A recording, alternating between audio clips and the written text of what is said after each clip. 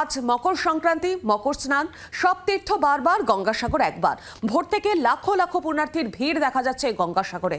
আজ দুপুর 1:19 থেকে মকর স্নানের যোগ। সাত সকাল থেকেই পুণ্যের ডুব শুরু হয়েছে। বিধানসভা ভোটের আগে গঙ্গাসাগর মেলা সুষ্ঠুভাবে করার এবার রাজ্য সরকারের কাছে প্রেস্টিজ ফাইট। নিরাপত্তা থেকে সুযোগ সুবিধে কোনো কিছুতেই এক চুলও খামতি রাখতে রাজি নয় রাজ্য প্রশাসন। কত ওজন আছে? 8 কেজি 9 কেজি।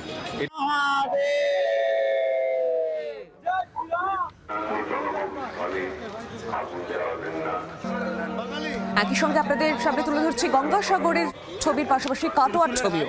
সেখানেও কিন্তু মানুষের ভিড়, গঙ্গা স্নান তারা সারছেন, বহু ভক্তের সমাগম। ইতিমধ্যেই সব তীর্থ বারবার, গঙ্গাসাগর একবার। আর এই বিধানসভা ভোটের আগে গঙ্গাসাগর মেলা যাতে সুষ্ঠুভাবে হয় তার জন্য কিন্তু আগেভাগেই কড়া নিরাপত্তা ব্যবস্থা এবং তৎপরতা রাজ্য প্রশাসনের। বালুরঘাট, কাটোয়া বিভিন্ন জায়গার ছবি তুলে ধরছে আপনাদের সামনে।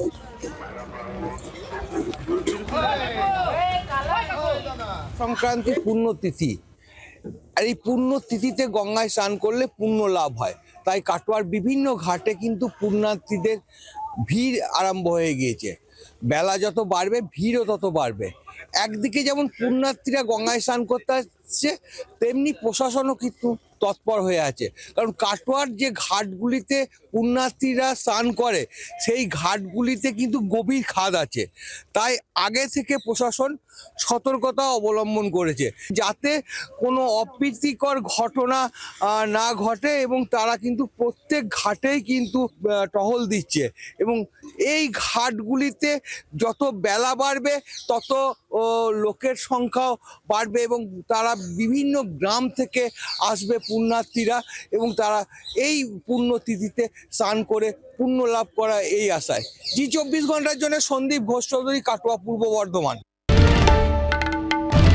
বাংলার আওয়াজ, বাঙালির আবেগ, জি 24 ঘন্টা।